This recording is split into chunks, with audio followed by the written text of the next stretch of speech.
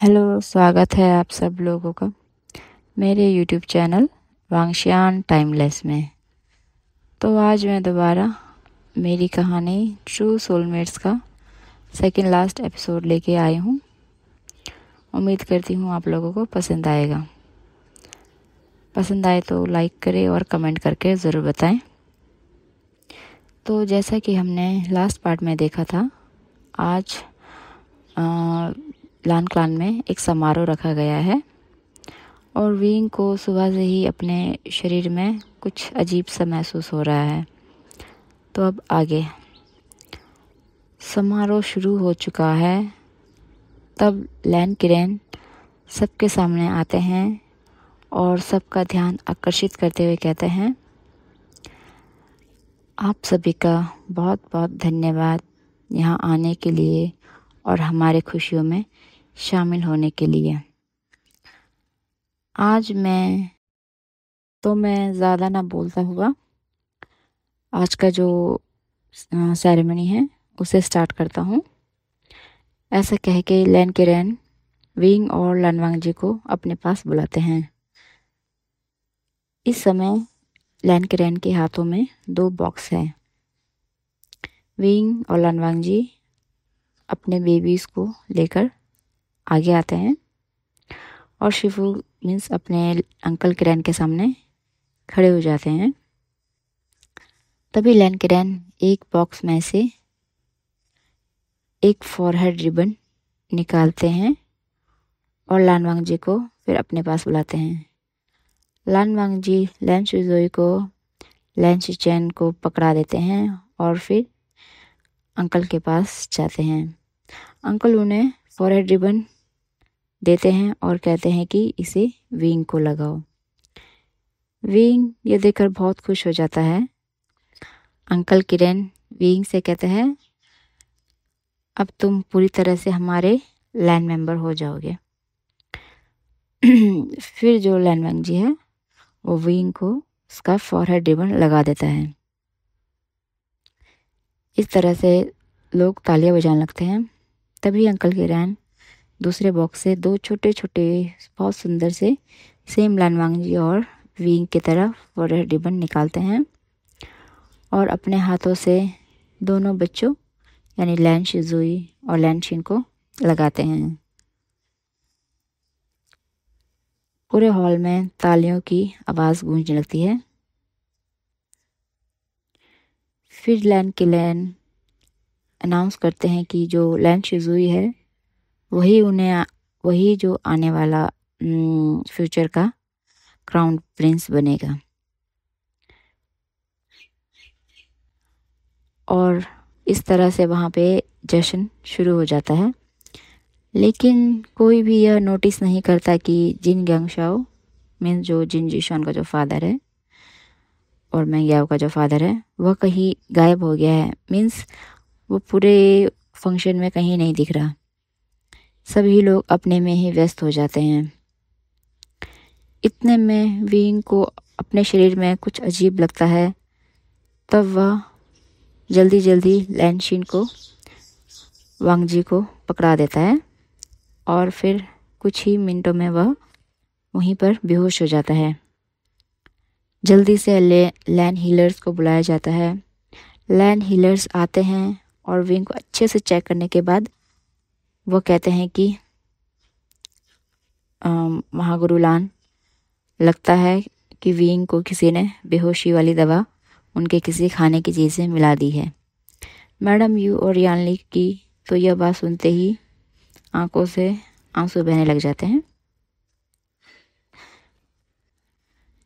फिर वैद means healer कहते हैं कि लेकिन घबराने वाली बात नहीं, कोई नहीं है, बस उन्हें बेहोशी की दवा दी गई है। तो लगता है उन्हें 3-4 या फिर 2-3 घंटे के अराउंड उन्हें दोबारा होश आ जाएगा। यह कहकर लैन हीलर वहाँ से चले जाते हैं। लैन शुजुई और लैन शिन विंग को बेहोश देखकर बहुत ज़ोर ज़ोर से रोने लगते हैं। तो यान ली और लानवांग जी दोनों बच्चों को उठाकर घूमने लगते हैं। मीन्स इधर उधर टहलने लगते हैं, जैसे हम बच्चों को इधर से उधर घुमाते हैं। थोड़ा रॉक वगैरह कराते तो सेम वैसा करने लगता है। तभी लैन के रैन कहते हैं कौन होगा जिसने ऐसा किया होगा। लैन शिचेन देखते हैं कि जिन मैंग्याओ काफ़ी परेशान है और घबराया हुआ सा लग रहा है। लैन शिचेन मैंग्याओ से पूछते हैं, याओ तुम्हें क्या हुआ है, सब ठीक है? तब मैंग्याओ कहता है कि शिचेन, मुझे लगता है लैन फुरन को बेहोशी की मेडिसिन देने वाला शायद फादर होंगे, मीन्स जिन गुआंगशाओ। तो फिर वो बताता है कि 3 घंटे पहले जब मैंग्याओ लैन शिजुई और लैन चिन से मिलने गया था, मीन्स जिन क्लान से आने के बाद जब वो मिलने गया था, तब जिन गुआंगशाओ ने मैंग्याओ को मैंगो जूस दिया था। तो मैंग्याओ एक पल में सोच में पड़ गया, क्योंकि जिन गुआंगशाओ को भी मालूम है कि जो मैंग्याओ है उसे मैंगो जूस बिल्कुल पसंद नहीं, फिर भी उसने उन्हें दिया। तो फिर मैंग्याओ ज़्यादा इस बात पे गौर नहीं करता और वह उसी मैंगो जूस को जिंगशी में भी ले जाता है और वह उस मैंगो जूस के उस जो ग्लास है जो भी है उसको साइड में खिड़की में रख देता है और ख़ुद बच्चों के साथ खेलने लगता है। इतने में विंग आता है और कहता है, याओ गागा, ये मैंगो जूस किसका है? तो मैंग्याओ कहता है, विंग वो मेरा है, बट मुझे पसंद नहीं है, कोई बात नहीं, मैं थोड़ी देर में इसे फेंक दूंगा बाहर। तो विंग कहता है, अच्छा तो कोई बात नहीं, मैं पी लेता हूँ, मुझे बहुत पसंद है मैंगो जूस, क्या मैं पी लूँ? तो मैंग्याओ कहता है स्माइल करते हुए अपने फेस पे, विंग इसमें भी कोई पूछने वाली बात है क्या, पी लो। यह सुनते ही विंग उसे एक झटके में ही पी जाता है। यह कहते हुए जो है मैंग्याओ की आंखों में आंसू आने लगते हैं और वह कहता है, शिचेन, सच में मुझे पता नहीं था कि फादर ने यह जानबूझकर किया है, मीन्स उसको नहीं पता था कि जिन गुआंगशाओ ने ये उसके लिए नहीं विंग के लिए दिया होगा। यदि पता होता तो मैं उसे रास्ते में ही फेंक देता या फिर खुद ही पी लेता। और रोने लगता है। लैन शिचेन मैंग्याओ से कहते हैं, याओ तुम शांत हो जाओ, इसमें तुम्हारी कोई गलती नहीं है। लैन शिजुई और लैन चिन जब चुप नहीं होते तो लान वांगजी एक सर्वेंट को बोल के कहता है कि आया को बुला लाओ और उन्हें कहना साथ में मिल्क बॉटल भी लेके आना। थोड़ी ही देर में दोनों आया वहाँ आ जाती है और लान वांगजी दोनों बच्चों को एक एक करके उन दोनों को पकड़ाने ही वाला होता है। तो वह देखता है कि ये कोई नए आया है, मीन्स पुराने वाले नहीं हैं। तो वह उनसे पूछता है, पुराने वाले आए कहाँ हैं? तो दोनों थोड़े से घबराते हुए आंसर देती है, हांग वांगजुन, वो दोनों काम में व्यस्त हैं, तो इसीलिए हमें उनकी जगह भेजा गया है। लेकिन हम देखते हैं कि जंगल में उन्हीं दो आयाओं को एक मीन्स बड़े से पेड़ के पीछे बांध कर रखा गया हुआ है। लान वांगजी को अजीब तो लगता है, परंतु उसे अभी विंग की भी चिंता है। तो वह उन दोनों को वह बच्चा मीन्स अपने बच्चे दे देता है और फीड कराने के लिए कहता है। कुछ मिनटों तक लान वांगजी वही खड़ा रहता है। मीन्स जो बच्चे और जो विंग है दोनों सेम रूम में हैं, बट वो रूम जो है उनके काफ़ी बड़े होते हैं। तो मान लो अगर विंग इस डोर के थोड़े साइड जैसे में है, तो जो बेबीज़ और जो आया है वो उनसे मीन्स ज़्यादा नहीं तो 20-30 कदम की दूरी पे हैं, थोड़े दूर है वो लोग बच्चे विंग से, उनका जो डिस्टेंस है वो इतना है। खड़ा रहता है। उसके बाद वह दोबारा से विंग के पास आ जाता है। यानली वहीं देखती बेबीज़ को देखने लगती है। लैन किरण कहते हैं, मुझे लगता है हम सबको बाहर चले जाना चाहिए, विंग को थोड़ा आराम करने देते हैं और बच्चे तो वैसे भी ब्रेस्ट फीड कर रहे हैं, तो थोड़ी देर बाद वह सो जाएंगे। तब वह लानवांग जी से कहते हैं, लानवांग जी तुम बच्चे और विंग का ख्याल रखना, और यानली बेटा तुम भी यहीं रहना, हम सब लोग बाहर जाते हैं। सभी लानवांग जी और यानली हाँ कर देते हैं। सभी लोग बाहर को आ रहे होते हैं, तभी वह बाहर का नज़ारा देखकर हैरान हो जाते हैं, क्योंकि लान क्लान पर पपेट्स की सेना ने हमला कर दिया था। सभी लोग अपने अपने पोजीशन ले लेते हैं। लानवांग जी को भी इस बात का पता चल जाता है। तब लैन केरन और जियांग फेमियान मैडम यू से कहते हैं, जब तक आशियान को होश नहीं आता तब तक कैसे भी करके इन सब से लड़ते रहना होगा। यू तुम विंग के पास रुको, क्योंकि बेहोशी में उसे कोई भी हार्म कर सकता है। मैडम यू ठीक है कहती है, और जियांग यानली को भी अपने पास बुलाकर दोनों मैडम यू विंग के पास और जियांग यानली बेबीज़ के पास जाके खड़ी हो जाती है। सभी लोगों का युद्ध के कारण काफ़ी बिजी हो जाते हैं। इतने में हम देखते हैं कि विंग के अराउंड वही ब्लैक स्मोक एक मजबूत सा एक लेयर सा बना लेती हैं। जियांग यानली इसको देखकर बहुत घबरा जाती है, और वह दौड़ी दौड़ी मीन्स बेबी इसके वहाँ से सीधा वो मैडम यू के पास आ जाती है। तो मैडम यू उसे बताती है कि इसमें डरने वाली बात नहीं है, जो विंग का जो इनर ब्लैक पावर है वो विंग को खुद से प्रोटेक्ट कर रहा है। इसी वजह से जो है मैडम यू और यानली का बच्चों में से ध्यान हट जाता है।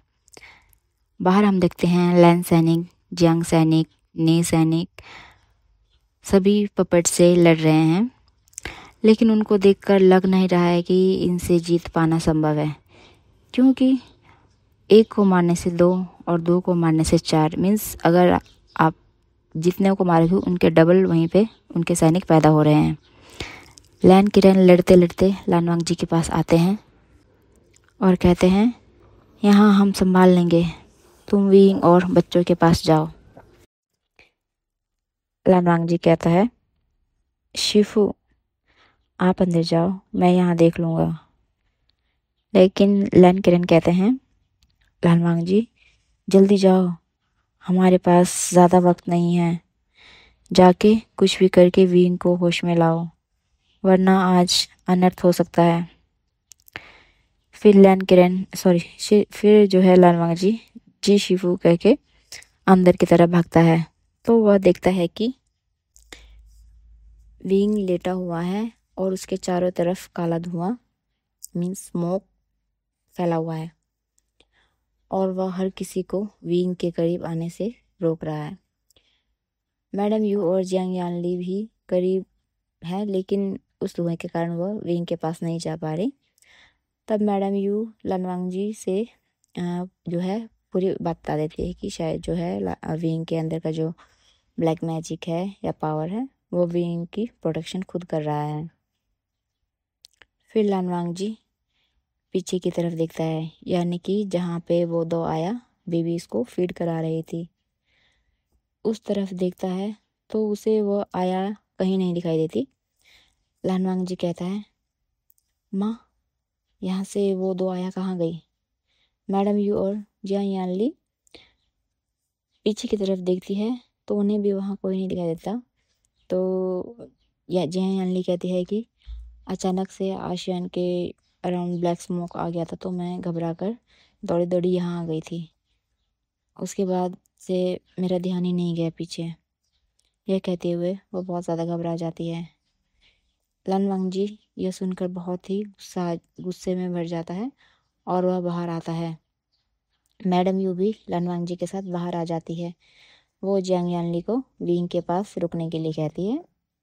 यानली बहुत ही उदास है और घबरा गई है, क्योंकि उसे लगता है कि उसी की वजह से लैन शुजुई और लैनशिन गायब है।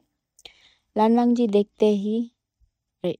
जी देखता है कि जो है लैन किरण को पपेट्स की सेना ने चारों तरफ से घेर रखा है और उन्हें कई जगह से घायल कर दिया हुआ है। और जियांग फेमियान, जियांग चैन, जिन सुशुआन, मैंग याओ, नी हुसैंग, वैन निंग, वैन किंग, नी मुंजे, सभी लोग लड़ने में व्यस्त हैं और किसी को तो बहुत ज़्यादा चोट आ गई है। लेकिन पपेट्स की सेना ख़त्म होने का नाम ही नहीं ले रही है। उन्हें ऐसा लगता है मानो इनकी संख्या हर समय बढ़ती ही जा रही है। लान वांगजी जल्दी से जाकर लैन के रहने वाले लैन के के जो अराउंड पपेट्स होते हैं उनको मारना स्टार्ट करता है। और मैडम यू भी अपने जीडियान से एक बार में 10-10 पपेट्स को वहीं ढेर कर देती है। लेकिन इसका कोई फ़ायदा नहीं होता, क्योंकि जैसे ही पपेट्स ज़मीन पे लगते हैं तो सेम वैसे ही डबल पपेट्स वापस निकल आते हैं। सभी लोग बहुत थक चुके हैं, लेकिन कोई भी रुकने का नाम नहीं ले रहा। तभी अचानक पपेट्स की संख्या जैसे रुक जाती है और उनके पीछे से कोई व्यक्ति धीरे धीरे आगे आता है। तो मीन्स 2 व्यक्ति आते हैं। तो उनमें से एक वैन चाओ है और दूसरा जिन गोनशाओ है। जिन गोनशाओ हंसते हुए कहता है, तुम लोग जितना भी मार दो ये मरने वाले नहीं हैं, और तुम्हारा विंग जो तुम सब लोग का मसीहा है वह अभी बेहोश है। अभी उसे उठने में लगभग 1 घंटा और है, और इस 1 घंटे में मैं तुम सबका पल भर में ही मार सकता हूँ। यह कहकर वो जोर जोर से हंसने लगता है और अपने हाथों में 3 यिन आयरन के टुकड़े को मीन्स उसके साथ खेलने लगता है। लैन किरण कहता है, तुम्हारे पास यिन आयरन कैसे आया? तो जिन गोंगशियाओ कहता है, याद है 5 साल पहले पपेट्स की सेना किसने बनाई थी? अच्छा, तुम्हें लग रहा होगा उस वैन जो है वैन रोहान ने बनाया है, लेकिन ऐसा नहीं था। मैं तो बस उसका नाम यूज़ करके सारे काम जो भी 5 साल पहले हुए थे वो मैंने ही किए थे। वो इतने सारे पपेट्स कैसे बना सकता है? क्योंकि उसके पास तो एक ही यिन आयरन का टुकड़ा था। अगर वो बना भी लेता तो वो इतने पावरफुल नहीं होते जितने कि मेरे पपेट्स हैं। और वो पागलों की तरह बाकी यिन आयरन्स भी ढूंढ रहा था, लेकिन उसे मिलता कैसे? क्योंकि वो तो मैंने ही छुपा के रखे थे, और मैं भी काफ़ी समय से उस व्यक्ति को ढूंढ रहा था जो कि यिन आयरन को कंट्रोल कर सकता है। फिर वो ऐसा कहता हुआ लैन किरण, जी मीन्स जंग फेमियान और मैडम यू की तरफ देखता है, और फिर दोबारा लैन किरण को देखकर स्माइल करता हुआ कहता है, अच्छा, तो तुम्हें लग रहा होगा कि मैं इसे कैसे जानता हूँ। तो किरण, मैं बता दूँ कि उस चीज़ के बारे में मुझे भी नॉलेज था। मैं तो बस उस वक्त का इंतज़ार कर रहा था कि किस दिन वह व्यक्ति मेरे सामने आएगा जो इन ये नायरन को कंट्रोल कर सकता है। और देखो, वो वक्त बहुत जल्दी आ गया, और वो भी किसकी वजह से? वैन रोहान की वजह से। उसी वक्त मैंने ये सब प्लान बनाया और वैन चाओ को भी आज़ाद कराया, ताकि मैं इसकी हेल्प से पोर्टल तानिस्वान बना सकूं। सॉरी फ्रेंड्स, अगर आपको बैकग्राउंड से बच्चे की आवाज़ आए, कि जो मेरी बेबी है वो बहुत ही शोर मचा रही है। सॉरी। अब आगे लैन वांगजी कहता है, मेरे बच्चे कहाँ हैं? जिन गांगशाओ कहता है, रुको, इतनी भी क्या जल्दी है लैन वांगजी बच्चों से मिलने की? पहले मेरी बात तो सुन लो। यह कहकर वह हंसता है। यह कहकर वह दोबारा लैन किरण की तरफ देखता है और कहता है, लगता है किरण, तुमने उस स्क्रॉल को केवल आधा ही पढ़ा था। तो चलो मैं ही बता देता हूँ। उस स्क्रॉल में यह भी लिखा है कि जो विंग है वो यिन आयरन को तो कंट्रोल कर सकता है, बट उसके साथ साथ अगर वह चाहे तो अपनी पूरी शक्ति या फिर आधी किसी इंसान को, किसी दूसरे पर्सन को भी दे सकता है, पर हाँ उसमें विंग की परमिशन होना ज़रूरी है। मैडम यू, जियांग फेमियन और लैन किरेन, लैन शिचेन यह सुनकर सब हैरान हो जाते हैं। तभी जियांग फेमियन कहता है, लेकिन विंग तुम्हें अपनी शक्ति क्यों देगा? तभी जिन वंशाओ एक इशारा करता है तो वो दोनों आया वैन के पीछे से निकलती है और उनके हाथ में वही दो छोटे छोटे बच्चे मीन्स लैन शुजुई और लैन शिन हैं को उन्होंने पकड़ा हुआ है, लेकिन साथ ही में उनके पास एक और बहुत से धारदार खंजर भी है जो कि उन्होंने दोनों बच्चों के नेक के पास बहुत ही नज़दीक रखा हुआ है। इतना नज़दीक कि यदि वो 1 इंच भी आगे बढ़ाएंगे तो बेबीज़ को बहुत ही डीप इंजरी हो सकती है, इवन कि उनकी जान भी जा सकती है। यह देखकर तो मैडम यू और जो है यानली बहुत चिल्लाती है और बाकी सभी लोग भी बहुत ही ज़्यादा घबरा जाते हैं। तभी जेंग फेमियन कहते हैं, जिन गांगशाओ तुम तो वेंडोहन से भी बड़े हैवान हो। जिन गांगशाओ हंसते हुए कहता है, और तुम्हें नहीं लगता तुम लोगों को ये पता लगाने में काफ़ी देर हो चुकी है?